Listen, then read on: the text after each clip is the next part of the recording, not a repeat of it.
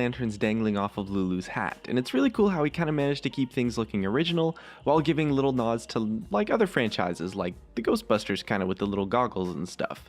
And this was actually made for one of the Riot art contests a while back, kind of like a couple of our other concepts today. There's going to be a recurring theme here. So Dan even made a custom model for the skin, including her awesome staff and a little ghost critter version of Pix. It's a pretty unique idea for a skin for Lulu, and it's definitely Riot quality, and it takes her in a really interesting direction, which is always a plus when you're working on original concepts. Our next skin is by Hector Terrell, or Hecutor, and it's Arcade Syndra. Rather than going with a little bit more of an original concept himself, Hector decided to take the community favorite skin series and put his own spin on it, which you definitely have to respect because it's not an easy thing to match Riot's own quality level with an addition to an existing skin line in the way that Hector does. The modeling work is super impressive and the end result looks really high quality and definitely wouldn't be out of place in the game at all.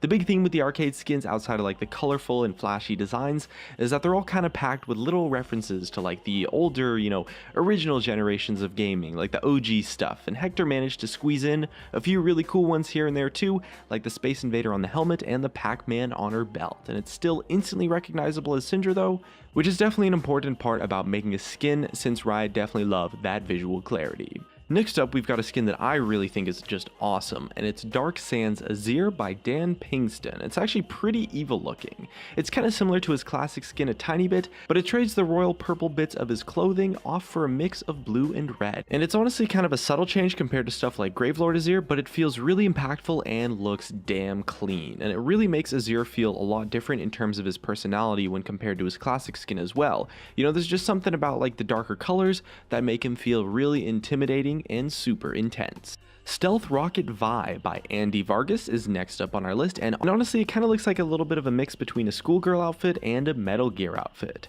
Vi definitely looks like she means business, and the gauntlets, boots, rocket pack, all sorts of stuff on her back look awesome, and you can definitely imagine her building up some serious power blasting through a wall, and the speed up stripes as well are a really interesting touch. Also, when we take a closer look at her gauntlets, we find a disapproving cat face, and that's something that's always going to make everything better. It's a really cool skin with a really creative concept, so definitely props to the creator, Andy. One champion that might not need a new skin definitely has to be Teemo, but if he was going to get a new one, I would certainly want it to be this one, Decoy Teemo by Frederick Learman, aka Hypernost. One of the more requested skin themes that Riot receives is for more like fun and kind of silly skins, stuff like Definitely Not Blitzcrank, and Decoy Teemo definitely delivers on that in one of the most terrifying ways possible. Essentially, instead of playing as Teemo, you play as Teemo disguised as one of his mushrooms, and then when you plant mushrooms with your ultimate, you disguise them with a little Teemo hat. It's another Riot art contest submission, so it features a brand new model and textures and all sorts of stuff, and the concept is just done so expertly. The level of detail is really impressive, small touches like the ladybug on his head, the grass camo pants, all just look amazing, and even his blowpipe's kind of disguised to look like a stick with a little mushroom growing out of it. Also, Frederick made a fat Teemo version, so there's that too. Next up, we've got an unnamed Aurelia skin by Elia Radin or Jonathan Hao Yoon. It's all red, gold, and green, so it'd probably fit into maybe like the Jade skin series like Jade Palace Aurelia or something similar like that, and he didn't specify a name for it, so the options are still open, but I definitely wanted to show it off because he goes super in depth and it's really impressive. Some of his first iterations had a more like Chinese aesthetic, but the final version has like a mix of everything and isn't entirely pinned down to one specific concept, which is actually kind of cool, since it's Aurelia, and in her lore she essentially invents her own way of like fighting with her blades and stuff, so it kind of makes sense in the first place that she wouldn't really follow any sort of one traditional style. For me the best part of the skin is definitely that blade though. It looks deadly and the colors on it are damn cool. And last up, we've got a creator who we've taken a look before on this channel, and that is Serhayan Arts. It might be a familiar name for some of you guys at this point, and this time we're taking a look at his design for Battlecast Jhin. And his take on the concept is something that is honestly just insane, and it totally blows me away. The textures are a little bit of a work in progress right now, they're not fully complete, but the visual effects, oh man, they are stunning as always from Serhayan Arts, and they really do the Battlecast line justice. Battlecast and Project use a little bit of a similar kind of technological style, so finding a way to make the visual and sound effects so distinct from one another is no easy task, but Battlecast Jin, oh man, it just nails it. You know, Project skins usually have a little bit of like a futuristic feel in their sound effects, the visuals and stuff, and Battlecast skins kind of have like a more industrial feel, I guess you could say.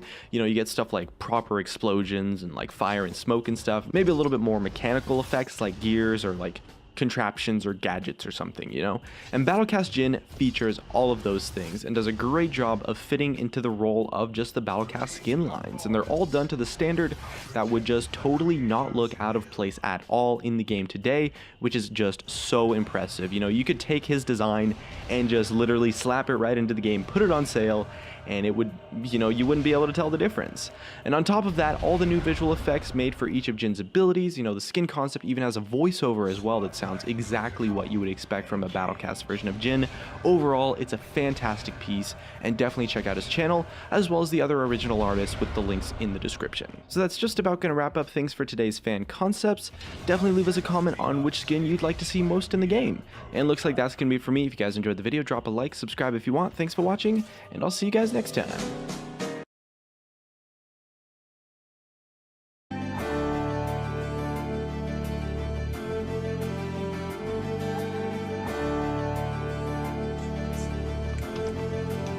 Geh schnell, heal dich ab, hast du noch Ulti? Ja, habe ich, aber ich habe kein QSS mehr. Was war das für ein Scheiß-Engage? Wir beide haben noch Ulti. What? Johnny, Jason, du. Jason! Jason! Ja, fickt euch alle. Fickt euch alle ohne mich.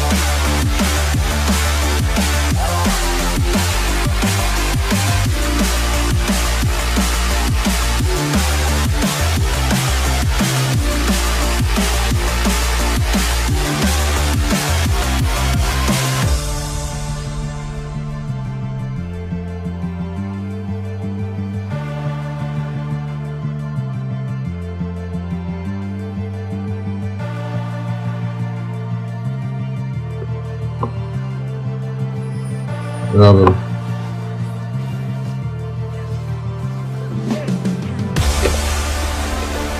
Nie pan!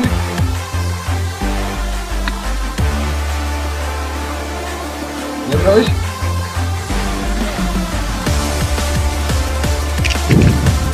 عليك عليك سيب انا اعرف صراحة وانا فعلا عرفت اتفهم. Get out! سيبوني تيون في الناس تكون غلط علي بالخبارة.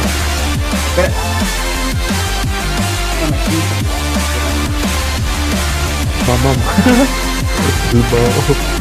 Yaşa o girdi.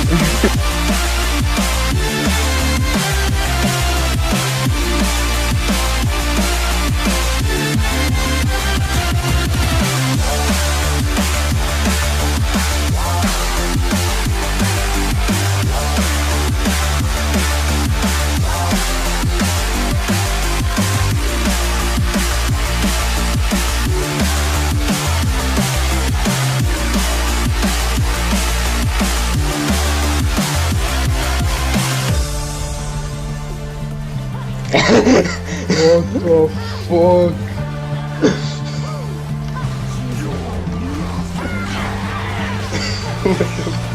Scheiße. What the fuck, das war der Scheiß! Peter! Spirit is not lost.